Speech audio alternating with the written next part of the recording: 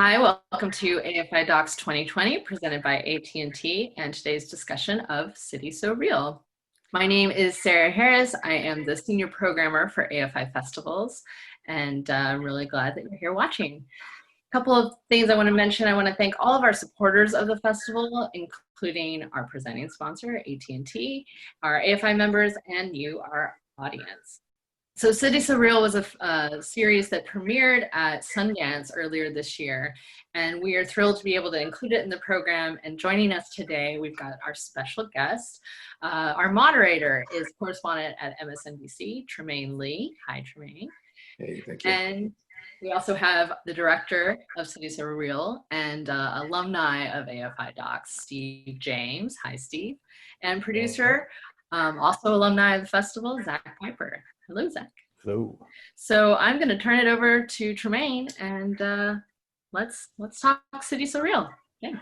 Thank you very much, Sarah and Steve and Zak. Thank you so much for what really is an amazing piece of work. I've spent a lot of time in Chicago and know it's such a dynamic city, right? It's deeply political, it's deeply tribal, it's deeply divided along race and class lines. Yet and still, it is one of the great American cities. And I want to ask you guys, the confluence of forces that you capture, especially in the beginning, setting up this story. Talk to us about those shifting powers and just the confluence of those dynamics and how it set you guys off on this trajectory. Yeah, boy, I wish we could describe it. Chicago's well, but I think we're going to have to steal that from you. This was a project that I've wanted to do for many years, to do a kind of portrait of Chicago, but pick the right point in time to do that, because you don't want to just do it at any time. And I actually first considered it when Obama was running for president the first time, but then it didn't seem like the right time because he wasn't ever here, and he wasn't born and bred in Chicago, and so. And I think that was the right call. So when this came along with this mayoral election, this most open mayoral election in a long time, and when we started the film, Rahm Emanuel was considered very much going to run again and probably be the favorite, but it was going to be contentious. And then the fact that the Laquan McDonald trial was also going to get underway, which has just rocked this city for several years. I think we thought, well, this is the perfect time to tell this story, because there's so much going on in Chicago right now, but what's going on in Chicago is what's going on in America. And I guess what's been happening in the last couple of weeks just makes that even more clear. What do you think, Zak? Talk about how we come into this film. And first of all, it's beautifully shot, right? So you use this idea of a portrait, and it really does give you this beautiful portrait into the city in the beginning.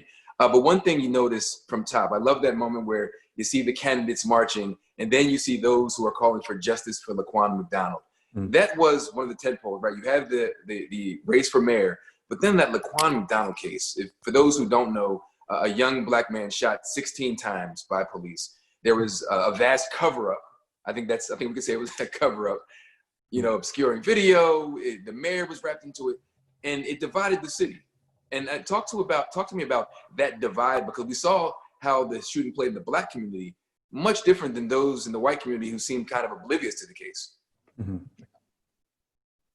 Yeah, I mean, that was one of the motivations, I think, for us to try to get and cast a wide net around the city to try to capture these different aspects, people's different levels of engagement with what was actually happening in the city.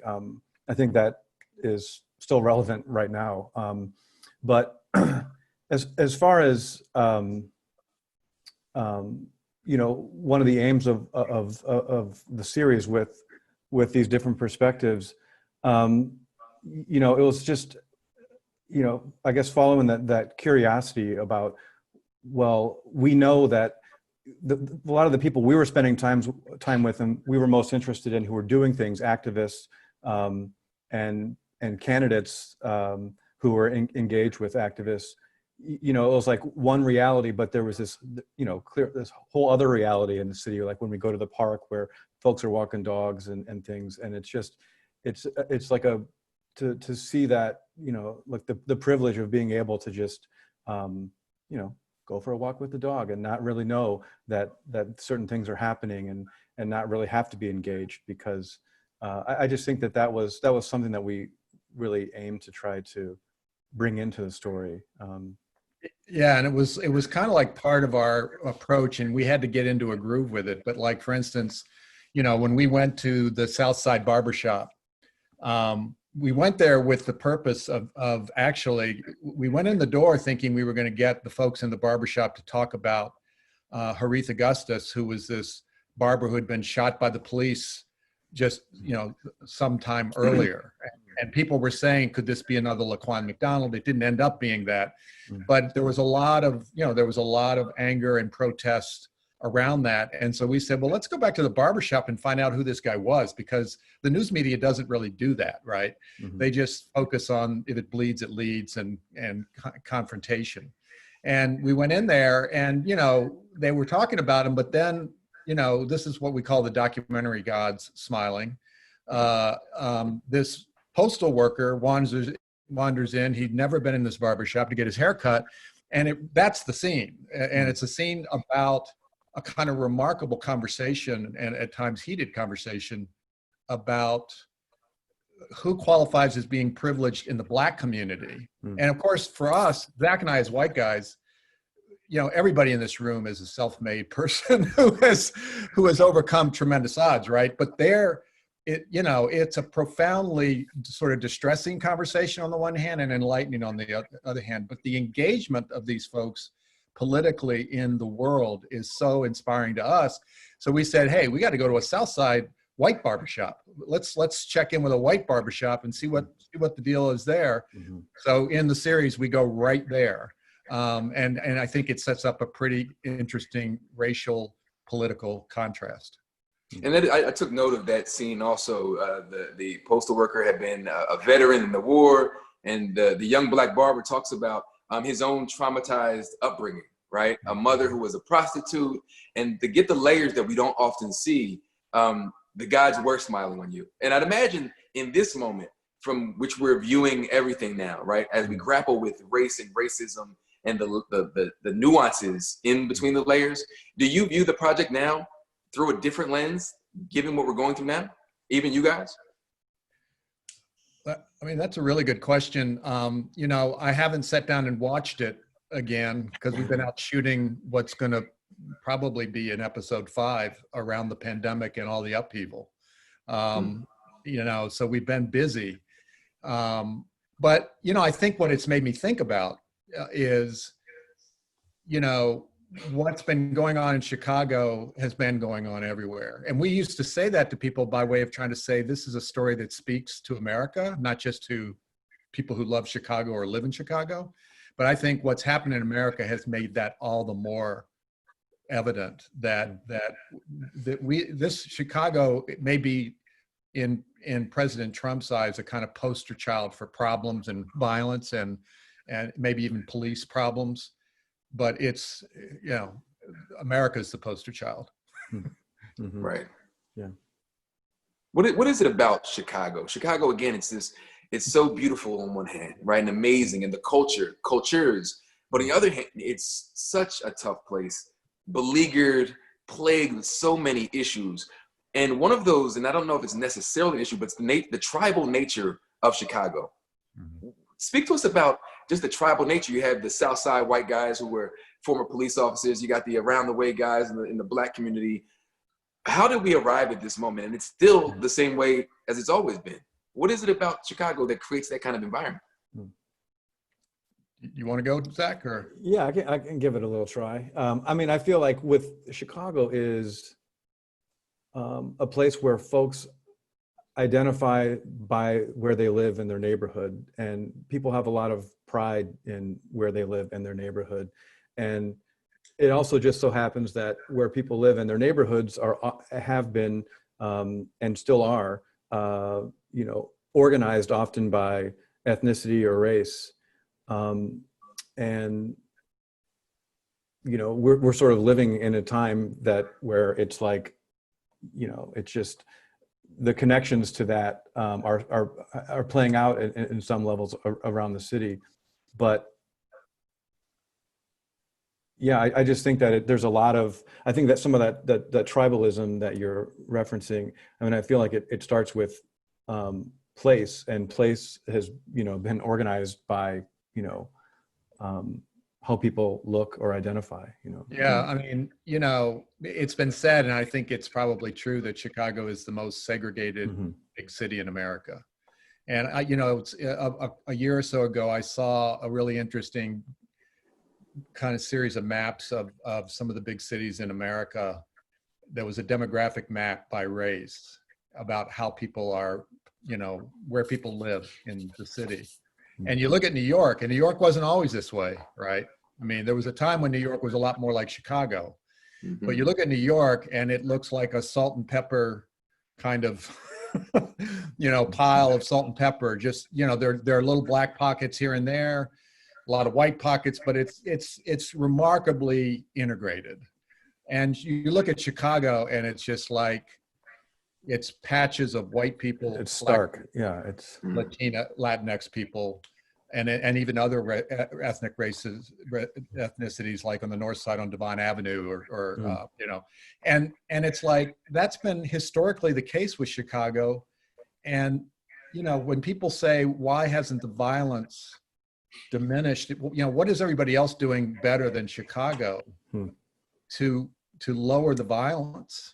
One of the things that doesn't get talked about nearly as much is that there are huge swaths of Chicago that just remain very, very poor. No gentrification, no economic development, and those are the neighborhoods that are the most besieged with violence, the ones that are besieged with poverty. New York has become a much more gentrified. Manhattan has become a much more gentrified place. And, whatever they've been doing with policing there, that's good. And I don't want to take anything away from them. Probably one of the biggest things they did was push all the black people out of poor neighborhoods so that they could gentrify neighborhoods, so that the root systemic causes of urban violence, and I don't think that that's necessarily the right solution, right? I mean, that's like pushing people out of their homes. And that's happened in Chicago as well when they tore down the housing projects. They just also Chicago is one of those places that not only defended its demarcation line of segregation, but defended it with violence and bloodshed throughout time, right? Yes. I wonder, one thing that also struck me about the series is you get some insight into the actual machine. You see Willie Wilson going to churches handing out checks, right? I have 10,000 for you and 5,000 for you. It was a moment that connects us back to how the street operations actually work, and they've always worked this way. Was there anything that surprised you, or that you learned from just this up close and personal vantage point on the political process? Well, I mean, I think for Zach and I'm sure Zach will have something to say about this. I think the biggest revelation for me was the petition ballot, getting on the ballot process. And we dug into that in the series. We give it to you. I knew that there was politics around ballots and trying to get people off the ballots. Heck, I mean, Barack Obama famously got people off the ballot when he was running for the Senate. He used the challenge process to really help his chances to get elected. So, I kind of knew about it, but I had no idea how Byzantine and how complex and how, so corrupt in a way that this process is. And that the process is designed to keep people out who don't have money.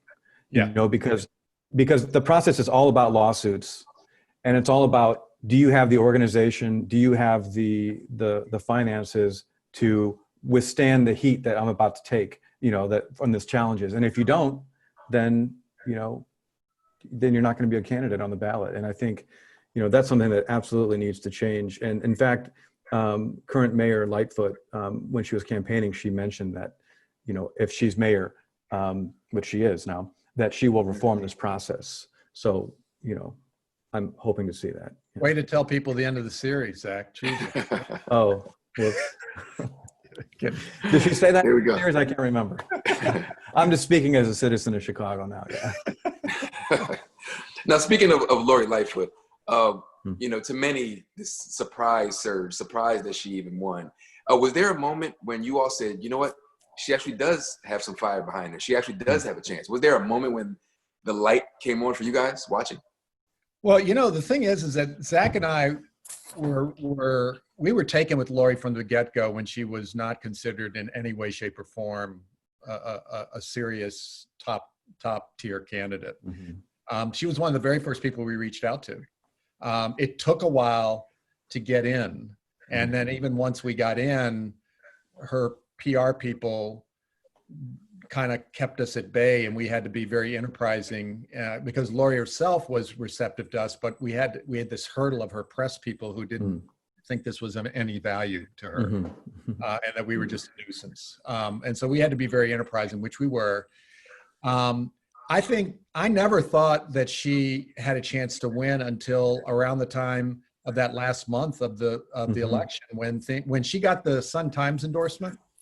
That was big. That was such a surprise and such a shock and so powerful that's when I personally started to think, oh, I don't know, you know, this is something. She is something's happening here. But our fascination with her was not that we thought she would win. Our fascination with her was because here is this, you know, African-American woman who's about 4'11", who is openly gay, has this incredible family relationship, who is a tough customer, and who has never run for office before. She was just utterly fascinating to us. Just like Neil Salas Griffin was fascinating to us, and he came in last, spoiler alert. He came in last, but he's one of the most, Zach and I were just filming with him today. He's one of the most inspirational people I think we've ever met in the course of our filming. You know, so it didn't, we wanted to follow front runner types, but we also just wanted to follow people that we were fascinated with, that we thought had something to say or reflect about Chicago. And I just want to add that, you know, the moment that you asked about, the moment when we thought Laurie, you know, had a chance, and I agree with Steve, it was that last month. I mean, she really did come out of, you know, nowhere. I mean, she was polling less than 3%. And a month to go. A month to go. And she came out and she finished first in the field of 14. And I think, like Steve said, the Sun-Times endorsement helped. I think that people, because there were so many candidates, there was sort of like this difficulty for people of like knowing, and a lot of the candidates were saying the same things. So it was difficult for people to kind of figure out who they were supposed to be supporting, who they wanted to support, or all these kinds of things. And so I think people really weren't engaging with this election until near the very, very end. I mean, for some folks, literally like the night before, they started, well, who should I vote for? And I think that's partly that fed into her. And she was also really shrewd about positioning herself as the anti-machine candidate. You know, the anti-democratic machine candidate. Most of the people near the top of the you know, polling for most of the time were identifiably machine politicians, and she was very shrewd and very outspoken about taking them on and positioning herself. And you know, in some ways, you could say that part of the reason she won was because she was not a known commodity of a machine candidate that people were kind of saying, we're kind of with the machine. Like, that was Rahm Emanuel too. Like, who can we have different here? Yeah, the fact that she was unknown totally was an advantage for her, especially in the runoff against Tony Preckwinkle, who's, you know, been in politics in Chicago for almost 40 years. Who loves a good note, apparently. She loves a good, she loves a good note, clearly. You got great notes, I guess. Great, amazing notes. Yes. The best notes. The best notes. You know, we're in this moment where we're, speaking of the machine, we're in this moment where we're kind of engaging with political systems, our racial hierarchy, racial systems. There are a lot of people calling for the deconstruction of those old ways. And there are a few places where those machines are more hardwired than Chicago. The election of Lori Lightfoot, this broader conversation about police reform and how we police Black folks in particular. Is Chicago ready to change, ready to transform, and ready to maybe deconstruct some of those old hardwired lines of society that have been set up there? Well, Parts of Chicago are. yeah, I'll tell you, we're certainly feeling it in the filming that we have been doing, and not just people protesting. You know, that too, for sure. You know, the protest here has been incredible.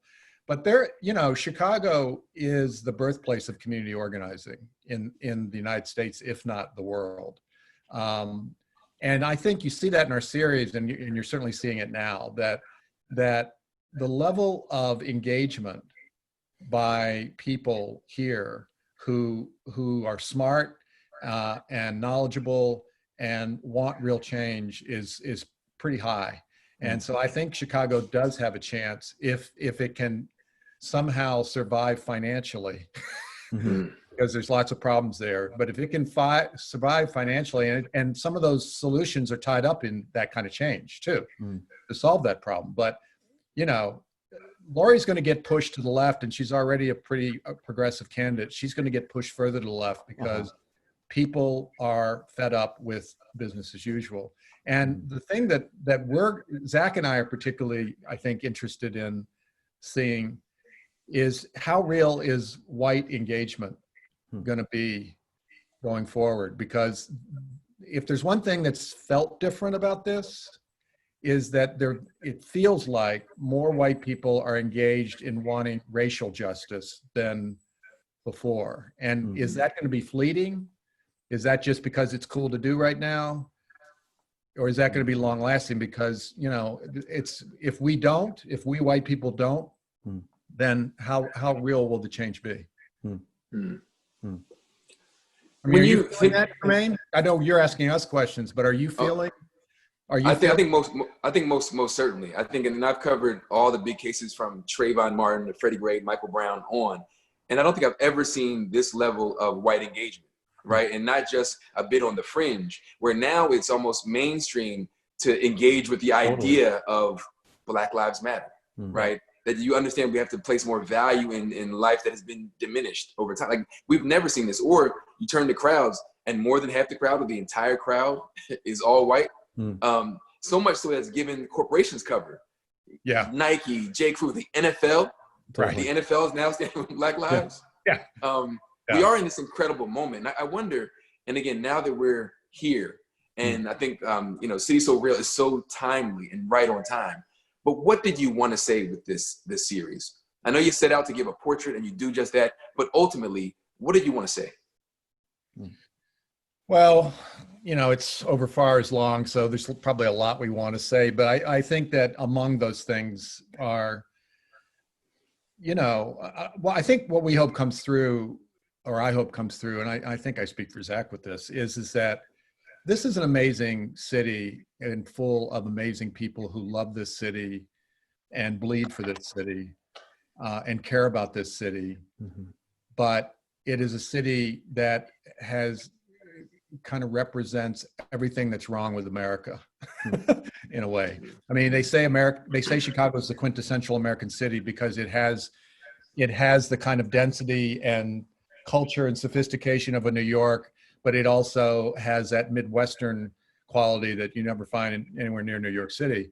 And so I think that, you know, I feel like Chicago is kind of a test tube for America, that you know, if we can figure it out here with all the passion that we have, maybe we will be a good sign for the rest of the country. And we didn't want to whitewash America. We didn't want to give you Chicago, the tourist version, but we also love this city and believe that there's so much great about this city that we wanted to make sure you get that too. What do you think, Zach? The big takeaway. Well said. Well, I mean, I think Steve said it really well, but I would just add that,